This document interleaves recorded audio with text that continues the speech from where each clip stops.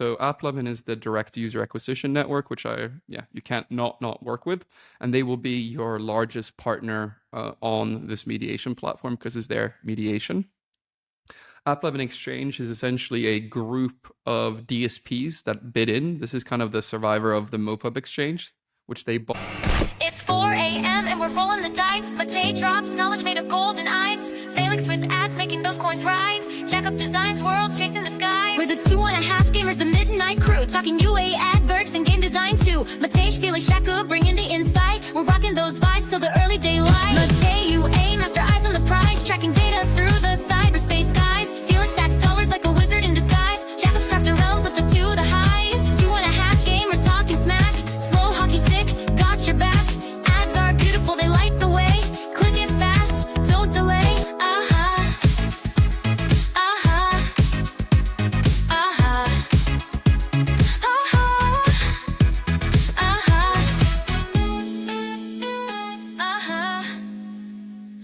Hello everyone, and welcome to another solo monologue episode of the 2.5 Gamers podcast, where we help you stay 2.5 steps ahead of the mobile gaming and mobile app industry. So, after popular demand of the last video I did, which was an introductory video on Google AdMob and how that mediation works, we got a lot of messages asking me to do a similar style of introduction video on how Applovin MAX and Max Mediation works. So that's exactly what I'm going to do today. In this video, or what this kind of video is designed to do, is essentially to give anyone who's never used Max or Max Mediation before an introduction on how it works, how to set up apps, and how to read data, and some common pitfalls on what to avoid. So this is kind of designed for beginners. Not really for intermediates, but it's a very good start. Oh, hello. Here I am. I have something very important to say. This episode is brought to you by Vibe.co. Have you ever thought about TV ads and how they are just for massive brands with multi-million budgets? Yeah, not anymore. With Vibe.co, you can launch CTV ads on Hulu, Roku, Tubi, you name it, in minutes. It's that simple. Totally self-serve, and yes, it actually drives real business results. So over 5,000 brands are already using it. So maybe it's your turn. Check out vibe.co. That's vibe.co, vibe.co, and enjoy. Thank you very much. Now let's get back to the episode. So let's get started and jump into the interesting content. So a little bit about me. I have been working in mobile ad monetization for close to 8 years now. I've worked in DSPs, ad networks, and I think I've spent a large portion of my adult life inside of different mobile mediation platforms. I've worked with Max, I've worked with Unity Level Play, I've worked with AdMob. So yeah, I live inside of these platforms basically. So if you have any questions after this, please feel free to message me. So let's get started. So right now in mobile, I would say that Max Mediation has the largest market share. I think probably anywhere between 70 to 80% of impressions in mobile is currently being mediated with Max. If you don't know what a mediation platform is, essentially it is a tool where you can get multiple networks to bid for your mobile ad inventory, which greatly increases the price that you're able to get. And as of right now, Max Mediation is the largest by market share. And that's essentially because of a couple of factors. And the main one is that generally across the board on video inventory, you typically see the highest eCPMs or ad ARPDAUs for interstitial and rewarded inventory on Max, which is its biggest pro. Also, if you use Applovin MAX as your mediator, you also get access to Applovin's ad ROAS and blended ROAS campaigns, which help users or helps mobile games or mobile apps scale quite a lot if they have a little bit of ad revenue. So that's essentially when you have UA campaigns that optimize based on ad revenue instead of IAP revenue. Also, probably I would say Max is the mediation platform that has the least amount of manual work. because they've emphasized the movement or moving away from the traditional waterfall where you set up placements and you as a manager, you need to actively manage to get the most amount of revenue. And they're kind of moved away from that. And they only work right now with mainly bidders, which really reduces manual work. And also, Max tends to have the broadest availability of the largest ad networks. It's not only roses, because essentially some of the cons of using Max is that their cross promo tool has been deprecated as of January in 2025. So now anyone who wants to do cross promo inside of Applovin MAX essentially needs to use Google Ad Manager. And also, if you're mediating on Max, Applovin tends to be your largest network partner, which can be a bit of an issue because they tend to have the longest and most aggressive video end cards and creative lengths in the industry, which can impact retention in negative ways. So if you actually see a drop in retention when you move to Max, I highly recommend reaching out to them to reduce the actual creative and end card length, which you can do with an email to your account manager. So that's the pros and cons. Moving ahead, just wanted to cover a bit on getting started. So once you apply for your Applovin account and you're approved on Max, you're able to log in and you're able to see this page. So this is where you're going to be spending the majority of your time looking at data and getting your apps set up. So I took the liberty here of highlighting the things that are important to you as a publisher.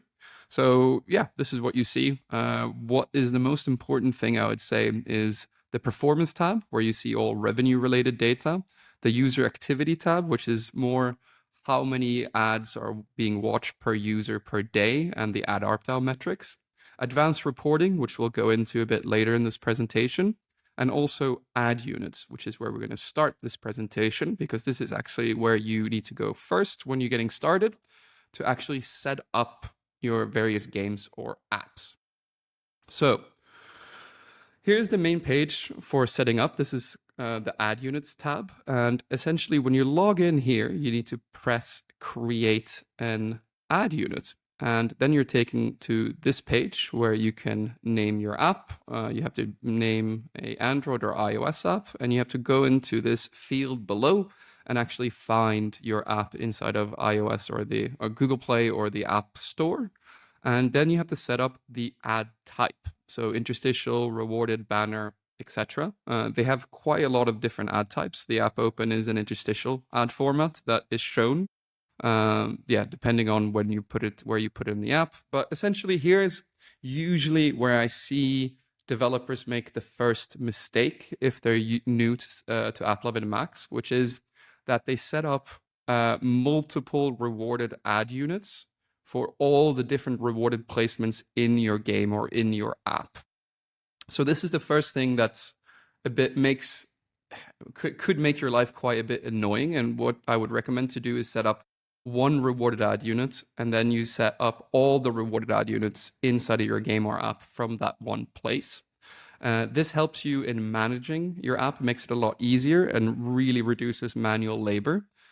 Also, what tends to happen is that you tend to get a bit higher eCPM if you group everything together, because ad networks tend to prefer ad units and responding to ad units if everything is in one, so there's a bigger pool of demand all put together.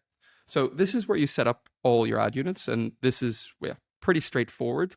The one thing that you have to remember is to go to the bottom of the page and press save, because if you don't do that and click out of it, nothing gets saved. So that's the first thing that you need to do to set up an app. The main kind of networks that I usually recommend to get started with is for rewarded video and interstitials when you're on Applovin MAX. Applovin and Applovin Exchange is standard. You can't even turn them off. So Applovin is the direct user acquisition network, which you can't not work with. And they will be your largest partner on this mediation platform because it's their mediation. Applovin Exchange is essentially a group of DSPs that bid in. This is kind of the survivor of the Mopub Exchange, which they bought, I think, in 2020 or 2018 or 2020. Can't remember the exact year. For rewarded video and interstitials, the other networks that I would recommend as of today of recording it, it's end of May in 2025, is Google, Unity, Meta, Mintegral, and Moloko. Moloko is a bit hard because they're really good, but they haven't actually launched on the general population yet. So keep a lookout for that. But this is essentially the networks that I would recommend on video inventory as of right now to get you started until you scale to about probably 2 or 3K a day in ad revenue. Keep in mind that these networks, the strength changes all the time for these networks, right? So if you're watching this video in maybe a year's time, you might be actually good to go to AppsFlyer's power ranking for the performance index for the most recent one, and see if the networks still kind of align with what you're seeing here. And basically, the AppsFlyer performance index is quite good to see how large networks are, because that essentially means that on the monetization side, they will have a lot of demand for your inventory. So on banners, here again, it comes standard with Applovin and Applovin Exchange. And for banners, I would recommend to work with Google, Google Ad Manager, Mintegral, and Digital Turbine. That's quite a good way to get started until you scale maybe to $500 to $600 a day in banner revenue. So how this works is that inside of the ad unit that you created that I showed you on the last slide, you can set up the networks here. You need to go into the network dashboards and make an account. Then you can make the apps and the ad units there, and then you need to set them up here by following the instructions in the little eye. You toggle the status onto green, and then you set up all the different networks that I just described, and then you go down and press save. I have many times made that mistake that you don't press save. Just remember to press save and everything will be okay. So the thing you need to do after you've set up your networks in your ad units is you also need to go to manage networks, which is the networks tab on the side. And then you also need to connect all the networks here that you have set up in your ad unit. So what is exactly that we're doing here? Essentially, what we're doing is we're giving API access to these different dashboards so that they can pull the data inside of Max to reduce the chances of getting miscounts, right? So the main thing to know about mediation platforms is that they centralize all the reporting, right? But when it comes time to paying out your publisher earnings, you actually don't get paid on the max numbers that you see in your mediation. You get paid on the amount of money you actually see in the various different networks. So, for example, if you have set up Mintegral, you get paid from Mintegral from their own dashboard earnings, right? And to minimize the risk of having a delta here, like a big difference between what you see in the mediation platform and what you see in your network, you need to set up the networks here to essentially allow the two channels to communicate more efficiently, which really reduces the chances of having a real big difference. So let's say you're expecting to get $10,000 for 1 month from Integral, and for some reason it's actually less. Most likely it's because you didn't set up the network here in the networks page. So don't forget to do that. I've done it a couple times. Not great. But after you've set up your networks here and you set up the ad units, you're pretty much ready to go. Which brings us to the next part of this presentation, which is how to look at data in Applovin MAX. So the things that I tend to check for the clients that I work with on a daily or weekly basis, depending on how much ad revenue you're actually generating. The first thing is in the performance tab. So here you can toggle the time setting and also view by several different factors. One of the most important things that I tend to look at here is, this was a client that was nice enough to actually share their data with us. But what basically you want to look at is the trend lines of overall revenue. So what I usually look at once a week or once a day, depending on the app, is view by network, view by country, and view by revenue. And what you're looking for is essentially if anything is deviating from the norm to indicate that something is gone wrong or something is breaking. So what ideally you want to get the most amount of revenue for your inventory is you want at least 5 or 6 networks that are contributing at least over 5% of the overall revenue. And that essentially means you have quite a lot of competition happening in the app. So if we're looking at this picture, for example, we can see here that Bid Machine dropped quite a lot on the 11th of January. So one of the things I would be looking at here would be, why would that be happening, right? So if you see any big drops, if you see anything, you just need to check if the setup is done correctly, if something is broken, or reach out to the account manager that you have at these networks to find out why essentially something is decreasing or increasing quite a lot. Probably in this instance, if my memory serves me correctly, it's after Christmas. So that's the reason why we saw some networks drop off in terms of performance. But that's essentially what I look for in the performance tab, which brings us to user activity. So this, out of the two tabs, is also really important to check on a daily or weekly basis, depending on the amount of ad revenue that you're generating.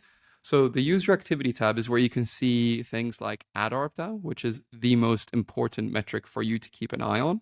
So ARPDAU gives you pretty much a clear channel of how your ads performance is doing in despite of what you're doing on the UA side. So essentially ARPDAU is the average revenue or ad revenue per daily active user. Here you can also see things by the different ad units. So the ad viewer rate, which is the percentage of users in your game or app that essentially sees your ads, ad viewer rate.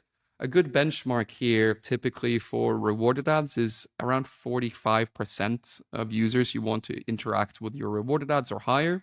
Interstitial ads, if you have them, usually a good metric for ad viewer rate is about 70%. And for banners, it's basically usually 70 or 80% that you want to hit for ad viewer rate. Also here, you're able to see the impressions per DAU. This is essentially how many ads of the different ad units that you're actually showing to your user base. Typically on healthy games that have rewarded ads, ideally you want to have between 4 to 6 rewarded ads on 45% of your user base if you want to have ads contributing in a major way to your bottom line. Interstitial ads, bit different here, but if you want to have a game that scales, typically with only ads, you want to have at least 7 to 8 interstitial ads per ARPDAU. And if you want to have banner ads, typically depends on the banner refresh rate, but typically 80 to 120 impressions per DAU on a game that has about 25-minute gameplay per day usually will mean that you're earning probably 15 to 20% of ad revenue from banner ads. But yeah, those are some things you can check here in the user activity tab, and really important to check this. This is also where you see if something is broken in your game. So this is where you can go and see if your ARPDAU has dropped off suddenly, for example, for banners or interstitials. That usually is an indication that user behavior has changed or something has changed with how you're serving ads. So keeping it tight and look at this and the trend lines, it's really good essentially to keep a general idea what's going on in your app or game. That brings us to A/B testing, right? So let's say that you've been running ads in a game or app for a while and you wanted to test some new things to improve your setup. So actually right now, Max has announced that they will deprecate all waterfall placements except for Google Ad Manager and maybe AdMob. I'm not sure exactly about that. So the amount of A/B testing you're actually going to be doing in Max is greatly reduced because of this, but it's still a good idea to run A/B tests when you're setting up new ad networks. So this is exactly how you do it. You go into ad units and you click on these 3 dots that you see up in the corner, and you basically press create A/B test. Then the waterfall is split into 2, test and control group. So in the test group, you need to give it a nifty name. Don't give it something stupid, but actually what you're testing. So for example, Bid Machine A/B test 50% of user base. That's a good name of a test.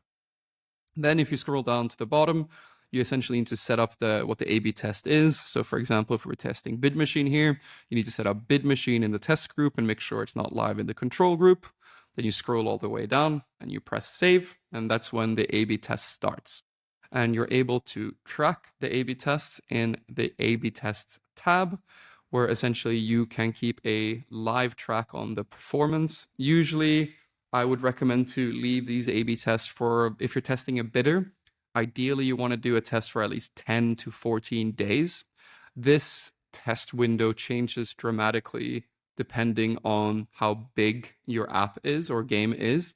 So if you have a lot of impressions, this can be a lot shorter because what's happening is that it's more data points for you to see. And essentially here you can see what the results will be if you promote this A/B test. If it's positive, you promote, and if it's negative, you don't promote. Pretty simple stuff, right?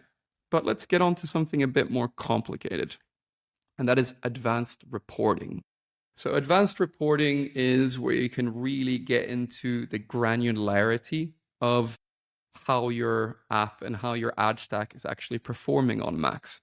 So like I said before, this is greatly being reduced because Max is moving away from placements, which is quite complicated to manage, to mainly bidders, which is a lot less things to manage. But advanced reporting is still really good, and since we still have GAM networks, it'll still be a good way to see how you can optimize those placements. So the thing to know about advanced reporting is that it's very designed in a very clever way. So you can actually set reports here. So this is usually the report that I recommend to set. So you write -3 days and yesterday inside of the date tab. This essentially means that whenever you run the report, you'll get exactly the last couple of days. So also here, what I recommend is you set up your application, network type, and ad placement. That means that you can break down by the different networks and network types for placements what actually the performance is per placement. So what would a report like this look like? If you run a report like this, here is what you actually are looking to optimize. So as I mentioned before, Iron Source is no longer in the waterfall. AdMob probably will get removed from the waterfall, but Google Ad Manager will remain.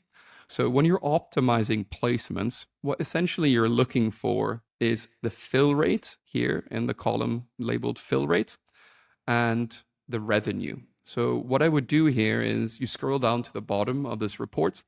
You look at the total revenue generated in the whole waterfall. And what you're looking at, what you're kind of looking to optimize here is that per placement, you want the fill rate to be above 1%, and you want the total revenue contribution of the one placement to also be above 1% of the total waterfall amount. So if your whole waterfall is earning $100, you want at least each placement to be earning $1 in this time frame that we set up in the last 3 days. So that's what you're actually looking to do when you're optimizing placements, and that's all you're doing essentially. What that looks like is that, for example, here we looked at Iron Source and AdMob. You see that these two placements are filling below 1%, they're filling at 0.2% and 0.23%. And you see that Google Ad Manager at the same time at 21 ECPM is filling at 3.65%. So that essentially means that Google Ad Manager can pay a higher price than $21 ECPM for this particular floor, which means that you probably should add instead of having a $21 placement, you should also add maybe a $25 or $26 placement, which means that network will pay more for your inventory. And that would be like a valid A/B test what you should run. So that's how to look at advanced reporting. Like I mentioned, this tool will lose some of its power when everything is moved to header bidding, but it's still quite an effective tool because you can break down things by the hour or day, which means that you can, if you're testing something and you don't want to wait for the A/B test tool to spit out exactly what the uplift is, here you can actually use compare to also increase and see kind of what the performance is inside of your app or games. So that's everything I had for you on the basics of how to set up Applovin MAX. So we covered a couple of things like what networks you should start with, how to look at data, and how to use the advanced reporting tool. If you have any other questions on how to use Applovin MAX, please feel free to reach out to me. But I think this is a very good start and should be enough until you get to maybe $500 to $1,000 a day in ad revenue. And We hope to see you again for one of these monologues. And if you like it, please hit the subscribe button, press the thumbs up button, and hope to see you again. Bye-bye.